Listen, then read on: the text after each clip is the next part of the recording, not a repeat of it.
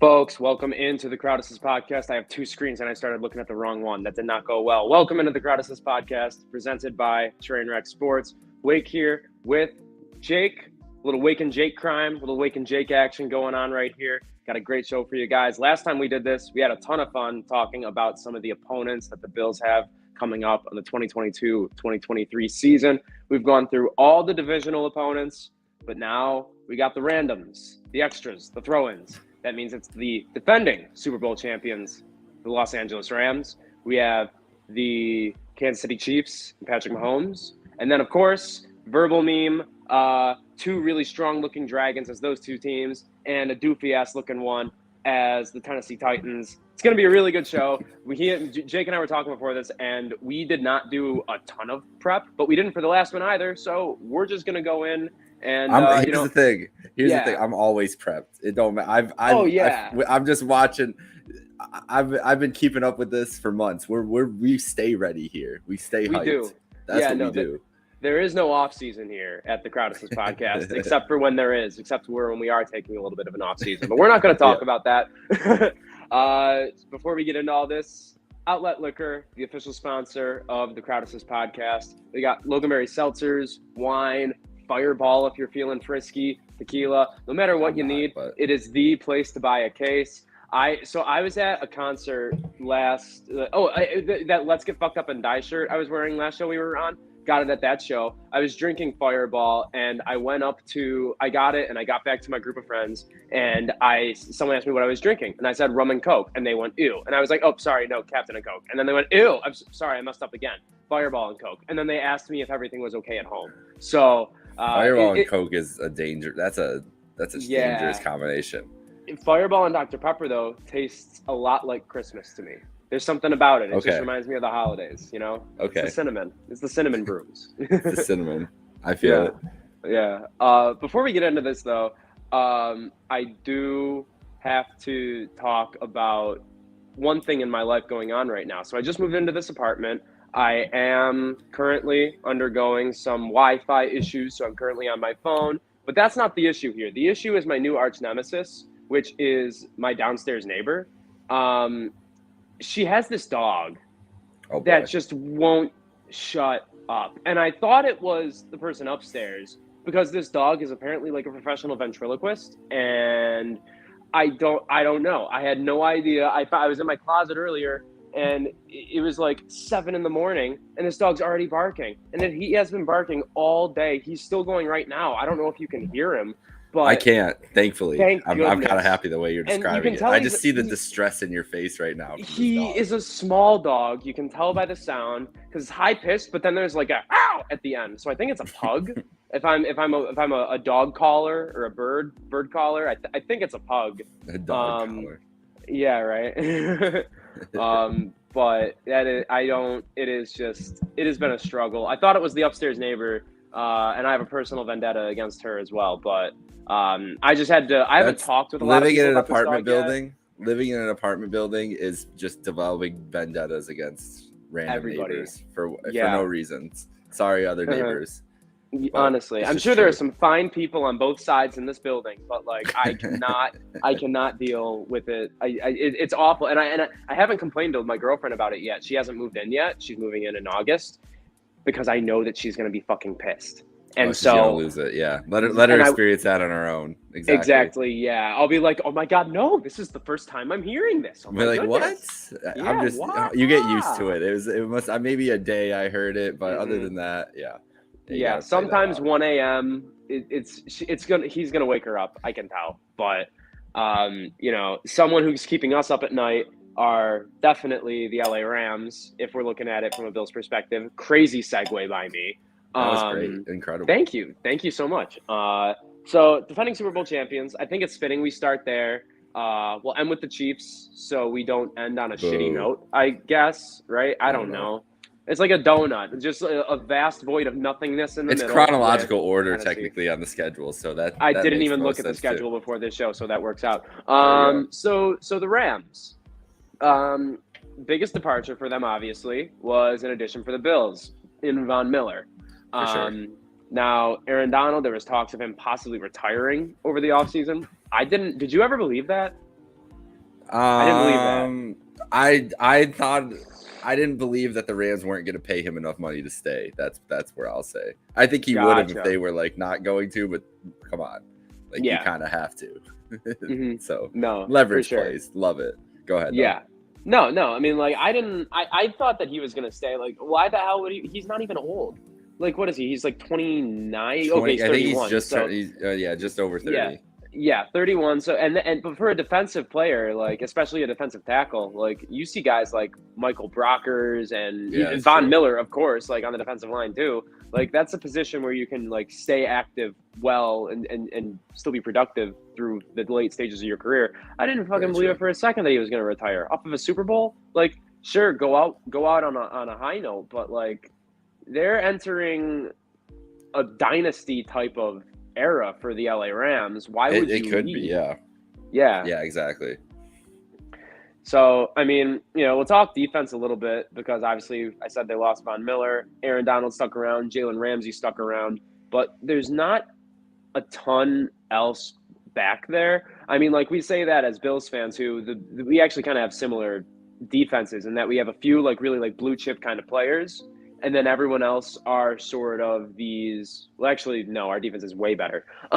But in terms of like the Taron Johnsons, that's actually really the only one. Just a fun argument.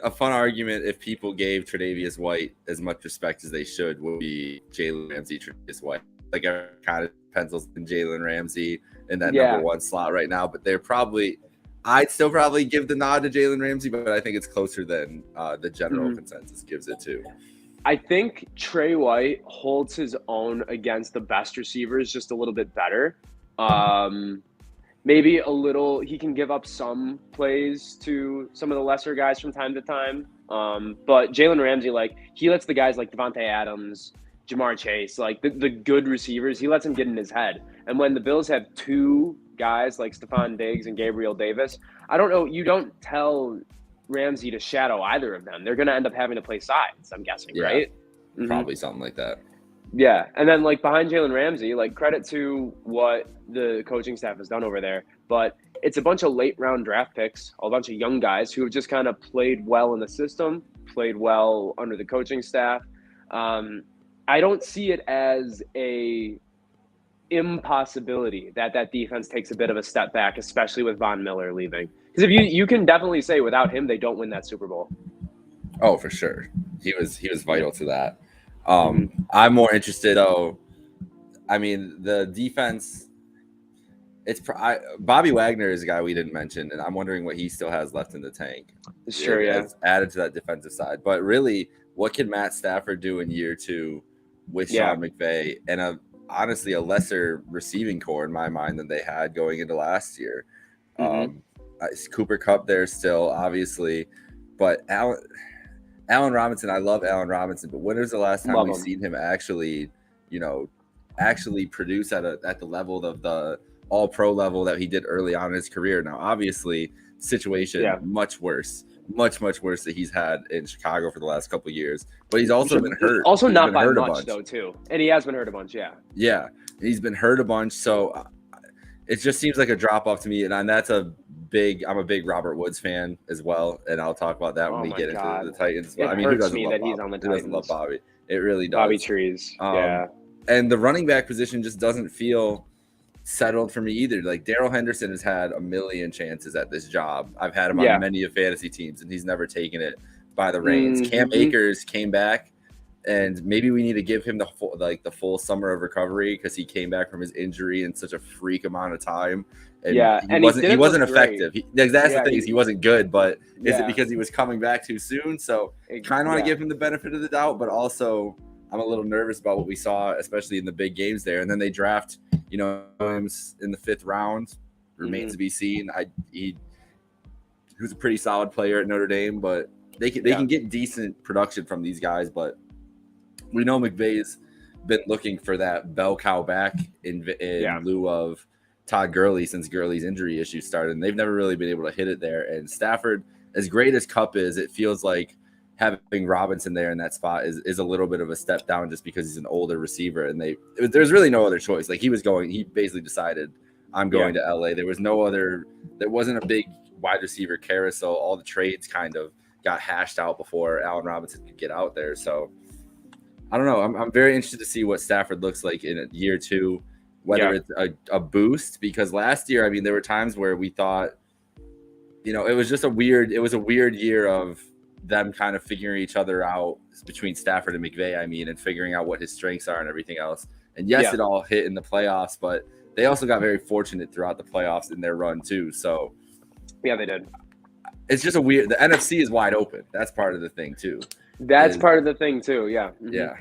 And the last note on the Rams, and then I know we want to talk about if we think they are the bona fide number 1 seed again in the NFC, or not again, but the best team in the NFC, which they were last year. They won the Super Bowl. Andrew Whitworth, he retired, and that offensive line, it isn't great. It's not really good at all, actually. And Matt Stafford, he's going to have to pull out a little bit of like the old Ben Roethlisberger comparisons that he used to have when he was younger in his career. Like, he's going to have to buy time back there. And if you're talking about these running backs who are relatively sort of unproven still, like Cam Akers was being talked about as like a top 10 fantasy pick last year before the injury. And then Darrell Henderson comes in and performs admirably for at least most of the season. But admirably for Darrell Henderson, not by NFL running back standards, Behind this offensive line, I'm kind of really nervous about that. If we're talking about where they stack up next to against the Tampa Bay Buccaneers, per se, who I personally have as the number 1 team in that conference right now, I think Tampa Bay's head and shoulders better than them. I think the roster top to bottom is 100% better, honestly. I don't see them really competing with them as much as they could have last year. That's just me though. I don't know. What do you think? I'm with you. I'm not as bullish as I was on them last year, and I think it's just because of the up and downs that Stafford can offer sometimes. And also the fact that this team wasn't a dominant team last year by any stretch of the imagination. No. I don't think there were a lot of people picking them to go to the Super Bowl when the playoffs came around and everything. I know damn well I had a heavy bet on Tampa Bay to beat them in that game and was not expecting that to happen. I think that was pretty much the consensus. I still believe in that team more, but like I said, I don't feel as good about Green Bay. The NFC East is a mess, so it's kind of just, it's all there for the taking for them, and they might just be the default team by the end of it. Exactly, yeah. And the thing is that the NFC, outside of literally the Rams and the Buccaneers and nobody else, like outside of those 2 teams, it's a bad conference. Like those two teams, of course, they're going to play each other, but have the potential to go 17-0. They actually do, because the conference is actually that bad. If you told me both of them had 15 wins by the end of the season, I'd completely believe you. And so it's probably going to be that one head-to-head matchup that determines the 1 seed, that one game. It's going to be fun. I don't know. It's going to be fun. What's not going to be fun is, and I love that it's in prime time, but it's just going to be, I think it's going to be an awful game where the Bills steamroll them, is the Tennessee Titans. So we'll get into that one now. One can hope. One can hope. I mean, we're okay. I'm going to say this right now. We're not going to mention the refs from last year. We're just not going to mention them. We're not going to mention them from this point forward. But if it weren't for the refs from last year, the Bills would have won that game. There were holding penalties on Derrick Henry's biggest 2 runs of the game, his only 2 good runs of the game. And we definitely saw a decline in Derrick Henry. Once he got that injury last year and he came back from it, he was not the same dude. Someone that big coming back from a lower body injury is really, really tough. Really tough to do. Sports science is incredible, but from a fantasy perspective, if you want to talk about it in that way, and it does translate to NFL value as well, like Derrick Henry is going to disappoint this year. If anyone's going to be drafting soon, don't draft soon, by the way. It's still fucking July, but don't touch Derrick Henry in the first round. That offense is going to be bad because they also have the AFC version of Kirk Cousins. Tell me I'm wrong. I'm not a Ryan Tannehill fan at all. I've honestly been surprised that he's made it this far and been this successful. I am worried about the Henry injury as well. Yeah. Once you start seeing those signs of wear and tear on a guy that's had, I mean, dude has a million miles on him at this point, really. And yeah, he does. It's the skill position, as we talked about Robert Woods earlier. I'm worried about him coming back this year. Losing AJ Brown is just bad. And baffling. then drafting rookie AJ Brown and Traylon Burks. Yeah, like it was weird. It's just ignoring that was the strength to like how much Tannehill relied on AJ Brown last year and the last couple years, even expecting him to have that kind of production out of rookie is just asking too much, I think, of someone in that position. So this offense is going to take a step back just naturally, I think, from losing a top two. It's like we talked about a couple weeks ago with the Packers. Like we don't like, as great as Aaron Rodgers is, we know that losing Davante Adams is going to have a negative effect just because of the talent that Davante Adams is too. It's the same thing in this offense, except replace. Obviously, I'm not talking about Tannehill compared to Rodgers here. It's for Henry and his support, because now all the attention, or at least more attention, can be given to the running game because there's not that dynamic pass catcher. Robert Woods, love Robert Woods. He's not a number one blow it away receiver. No, he's a great number two. He's a great number two. Yeah. We don't know what Traylon Burks is going to be. We know Austin Hooper was pretty disappointing as a tight end in Cleveland the last couple of years. So I don't have as high of hopes on this offense, especially with a quarterback that I've never really had high hopes on.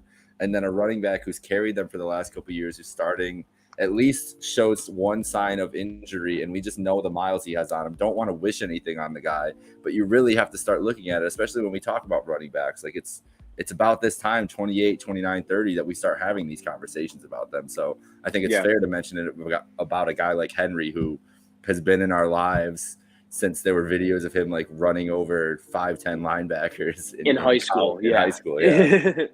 No, and you know, I did the quick math for Davante Adams' target share. If I remember correctly, it was around 34%. Obviously, AJ Brown isn't going to be that high, but he did have. I did the quick math. 29% of the targets last year. He was the only guy to be over 100. He was also the only guy to have over 90 or 80 or 70 or 60 targets. That's Nick tough. Westbrook-Ikhine had 57. And of course, if Julio was healthy for the entire year, maybe we wouldn't be saying that. But AJ Brown did that, missing 3-4 games. Yeah, that's terrible.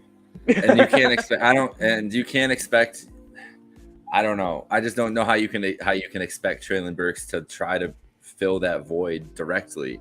It's just asking a lot. And maybe the kid is incredible. Maybe he is the next AJ Brown. But still, putting that on him in his rookie year is just an insane bet to me when you're in win now mode. No, yeah, it's and like I was listening when we do these shows, the prep I always make sure to do is to check out one random episode of a podcast who covers that team, just to get the idea of what they're really looking at, how they perceive it, see if there's an angle I don't really see. And an angle I don't see that the one guy saw is that, which this one I get, they should go after Will Fuller. They should have. That would make sense. That makes sense for them to get Will Fuller. That'd 100%. Be great. But he said that he would be their wide receiver 5. Yeah, I don't know about that. Behind who? He might be their number 1.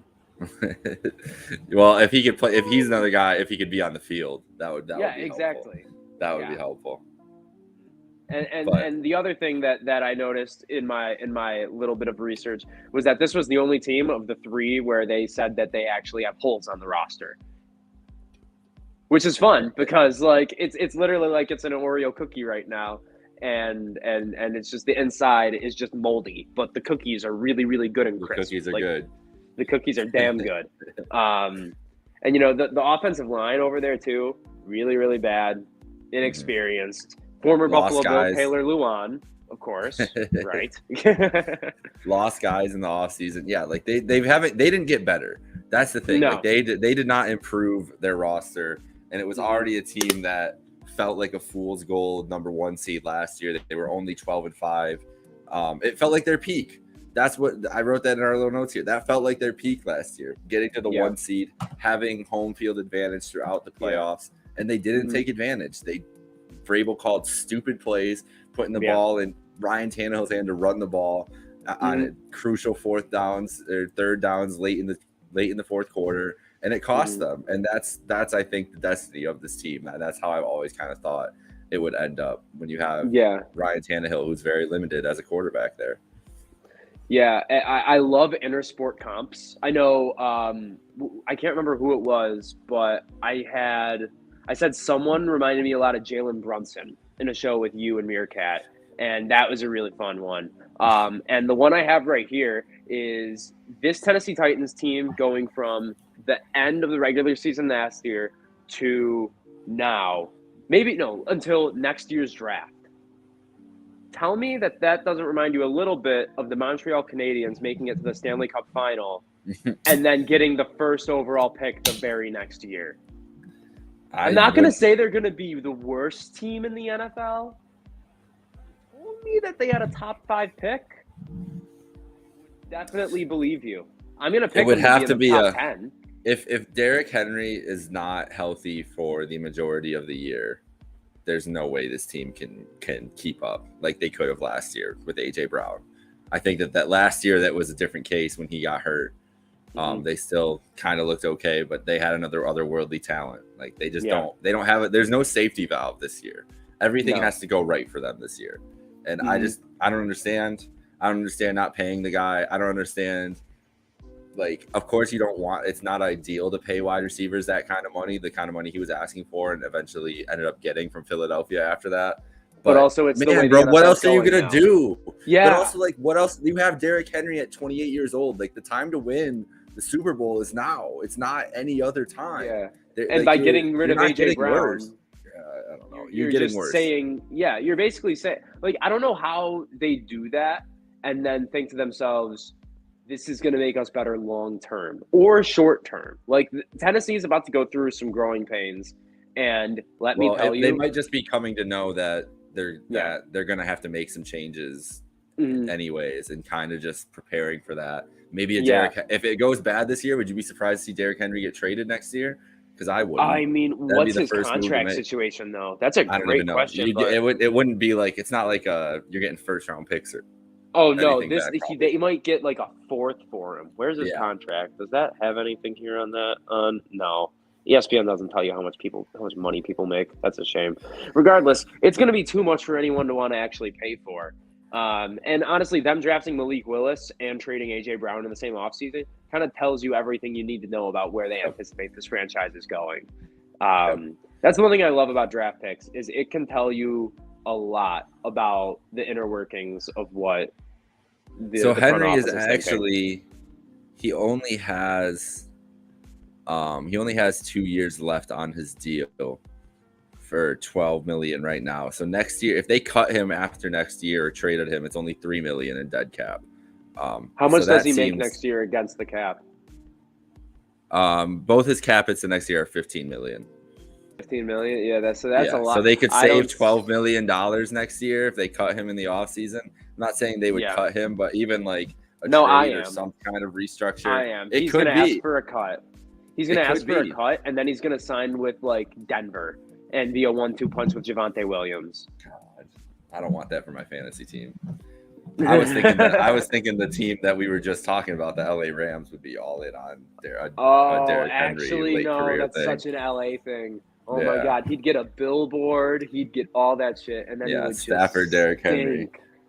Same color scheme too. I mean, like he wouldn't really have to change like his fits or anything if he has like a nice blue jacket with a gray lining. That could be. He doesn't have to change that up or anything. It just feels he really wouldn't. It just feels like they're shaping up to do wholesale changes. And he would be the first guy that they have to do something with, and his contract's coming up for. If he sees the writing on the wall, maybe not even from there, maybe from his perspective, like, listen, I don't want to play for this bum ass team in my last productive years. Let me go somewhere and try to chase a chip. That could be the scenario that happens if they go like 8-9 this year. I could see that happening pretty easily. I'm gonna be the first person to say breaking news: Derrick Henry is asking to be cut from the Tennessee Titans, sources say. Sources being Wake in July of 2022. There you go. Look out for that. Yeah, mark it down. Look out for that in February of next year. They'll cut him before the draft so that he can go wherever he wants. I think that sums it up for Tennessee because they just effing stink, except for Brett Kern. He's the guy from Grand Island, right? The punter from Grand Island. Yes. I believe that's him. Yeah, yes. He's second best punter in the league behind the punt god. Okay, so last team, and this one there could be some debate here between us, is the Kansas City Chiefs. So I actually think the receiving corps got better. Oh, wow. Yeah, no, yeah. I'm going to have to disagree with that, but continue. Okay, cool. So, I mean, like, I'm not going to say MVS is better than Tyreek Hill. I'm not going to say Juju Smith-Schuster is better than Tyreek Hill. But MVS, he did have a role in Green Bay's offense where he was the deep threat that Rodgers could actually somewhat rely on getting open down there. He had a little bit of the dropsies, sure. And once you do one of those, Rodgers will not trust you ever again. And so he definitely has a little bit of growing to do. But Andy Reid is the kind of guy, he's very similar in Sean McDermott to me in the fact that he like coaches players up. He's good at helping players eliminate mistakes. You know, if you see, they go back to Darrell Williams after he fumbles back to Clyde Edwards-Helaire after he fumbles against the Ravens, and he damn near almost wins in the game. He really does. So I think that MVS can definitely improve and be a average to above average deep threat. I think pushing Mecole Hardman down the depth chart with the signing of Juju, and I'm not saying Juju's great, but he's like a Jamison Crowder light, you know? And I'd rather have Jamison Crowder than Mecole Hardman in the slot. Sure, Mecole Hardman's a little bit faster, but this gives him the room to go into maybe like an Isaiah McKenzie-esque role where he's kind of more of a gadget guy. He has the speed to be that kind of player. I think Juju in the slot is more secure. He's going to be able to like actually stand up to linebackers, actually take some physical hits. And they didn't lose Travis Kelce, who you could argue was the most talented pass catcher on that roster. I'm not going to say he was, but like if someone told me they value him more than Tyreek Hill, I would believe it. Especially with how steep the drop off from tight end to tight end is once you go away from guys like Kelce or Kittle or Knox or people like those guys. And I love throwing Knox into that conversation now. Maybe there'll be some growing pains, but overall, I really don't think the offense is going to take that much of a step back with the loss of Tyreek Hill. I think they might be more well-rounded, and they won't need to rely on Tyreek Hill to do the plays where he decides, oh, I'm just going to go score a touchdown here. Don't worry, guys. You know? I'm with you in that I think that they built out a good group in the sense of it. I'm very high on Juju coming into this system. I think he's going to eat. Yeah, I think he's going to eat just like you said as a slot guy, as another safety valve for them. That's where he doesn't get number one. Like that was the thing with him. He was next to AD. It was great. Like shit was gravy. And he has a guy like that in Kelce who's going to attract most of the attention in this offense. That's one of the things I'm worried about though with the loss of Tyreek Hill is that the focus was always on Tyreek. Like obviously Kelce is going to do his damage, but teams are just mortified of Tyreek Hill. Like we've seen how teams are defending him. That's all going to go to Kelce. And while this is a good group, like I'm high on Sky Moore. Don't know if it's going to work out. Don't know if he's going to be a star, but I'm going to rep for my Mac guy. So I'm going to do that. But the combination of Hardman, MVS, and Sky Moore, I would take Tyreek Hill every day of the week with that. So I'm worried about their top end, if they can get to the same ceiling as they can. But I think Mahomes is just a floor raiser in itself in that we've seen Andy Reid put together mosh posh groups of receivers and make it work too. And this is still, like you said, they have talent. Like Valdez-Scantling has been a productive guy his whole career. He's going to be productive again for Mahomes. I'm not high on Hardman, but I do think Juju is going to be able to do some stuff. I still think Clyde has can improve and be a better outlet for them. And my point with them was just like, honestly, like I love that everybody's high on the Bills. I kind of love it. I don't know how much I actually love it, but as them Super Bowl favorites and everything else, I just don't know how it's like just because of the loss of Tyreek. I just still don't know how it's not the Chiefs again because even with the loss of Tyreek Hill, this team still just it's still we still know what Patrick Mahomes can do, even in the games that Tyreek didn't play.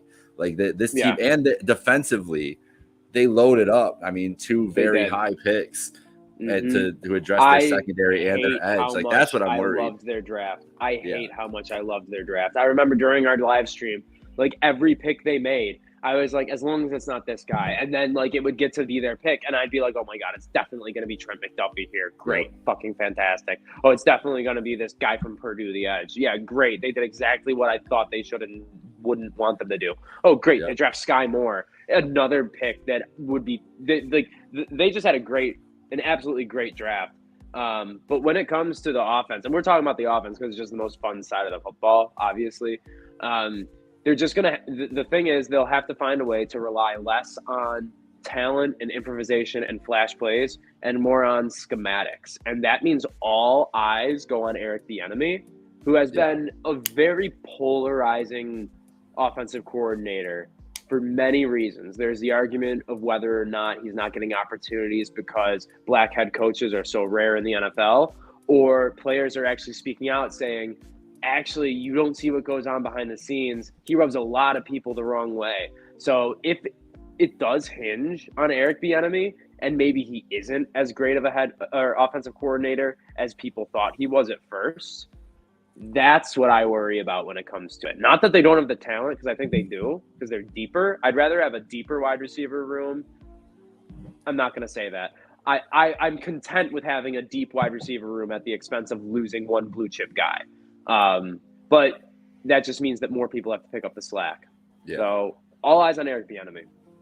That's it. Yeah, that's a good point because he's got obviously shit was sweet with Tyreek Hill. Like you can do a lot of fun things with that like guy. Like Brian Dable and Josh Allen. It's the same kind of thing, you know? Yeah, exactly. And so, I'm just interested to see what the scheme kind of, like you said, the schematics look like, what they kind of try to change it up as. But I think Mahomes can live up to that. And that's just crazy. It's just crazy. Like, obviously, they're not that far behind on any of these things, any of the favorite odds or whatever. But they're still the team to beat in the NFL in my mind until further notice. Until we see them really not. Like, I still don't even count. Like, last year was just a classic Andy Reid implosion. But that team was still beating the Bills game, like, and everything else. Like, either one of those teams I thought were head and shoulders above the Bengals and the Rams when we were looking at the playoffs. And it's just, that's how football works out sometimes. Like the best teams don't win in the NFL playoffs. And that's no hate on the Bengals at all as a team. No, they had a great run. I feel like I'm like maybe underselling in my mind. So I'm trying to like kind of revert back, be like, damn, the Bengals are like that. But I still would default to the Chiefs no matter what. Yeah, I think the only reason, one, yes, they lost Tyreek Hill, and then the Bills added Von Miller. So that's two big swings in opposite directions. But also, as we said earlier, the division is just crazy. And that division they could beat each other up pretty badly. If you told me no one went better than 4-2 in that division, I would completely believe you. And that's kind of where the line in the sand gets drawn, is that maybe the Bills should be the favorite for the 1 seed, but the Chiefs should still be the favorite to win the Super Bowl, right? Because, I mean, they've only gotten bested once getting there in the last how many years? There's still the team to beat in my mind. It's taken it's a D forward offsides and then basically the offensive line collapsing for them to not get to the Super Bowl with Patrick Mahomes. Like that's really what it comes down to. It's a couple plays. Otherwise they could have been in the last 4 or 5 Super Bowls. Exactly. Yeah. And so, you know, that does bring us full circle to the division, which we were going to talk about, we said. And I think this is a good place to end the show. Do you think they are going to win that division this year? Yeah, I still do. You know, I do. My second team is God damn, Las Vegas. I agree. I agree with you 110%. I can't say it. It's always Oakland. I know. It always comes. I agree with you. I see Vegas, myself. Though. I feel like I'm looking at 2 wakes on my screen right now. Like honestly, I do. Well, I'm very aware of all the hype that the other LA team is getting there, and Justin Herbert, Denver, and well deserved. And Denver, yeah. Denver Denver, I'm not as worried. I don't think Russell Wilson matches up to these 3 quarterbacks anymore, and that's maybe a hot take, but it's just no. I'm whatever. with you on that one, actually. Yeah, I do like. I mean, Denver's team. Okay, no, I think he's on par with Derek Carr. Maybe a little better than Derek Carr, but he used to be unequivocally better. He used to be unequivocally better than Derek Carr, which is that's falling off. And you don't have Devontae, and I think I'm high on Jerry Jeudy. I think Javonte Williams is going to be great in his second year. Courtland Sutton's great. Noah Fant's coming on. But it doesn't match Hunter Renfrow, Darren Waller, and Devontae Adams. Like nothing in that division could really match it. If you told me Derek Carr won the MVP next year, I might actually believe you. Like honestly, there's a path for it because of how it's the best roster he's ever had around him. In there. So I think that they're going to give the biggest fight to the Chiefs. I don't think the Chiefs are going to be battling for the 1 seed because, like you said, the division's going to beat each other up and everything else. But I'm not picking against Mahomes and the Chiefs anytime soon. I'm still giving them the division, but I would pick Vegas right behind them, and probably my tiers would be Vegas and LA, and then Denver slightly below in the 4th place there. Yeah, I mean, I think I worry about Brandon Staley's aggressiveness a little bit. Yeah. Just because, obviously you go for it on 4th down a lot because statistics show that if you get it, you have a higher likelihood of winning, right? Win probability goes up. But you're not going to get it every time.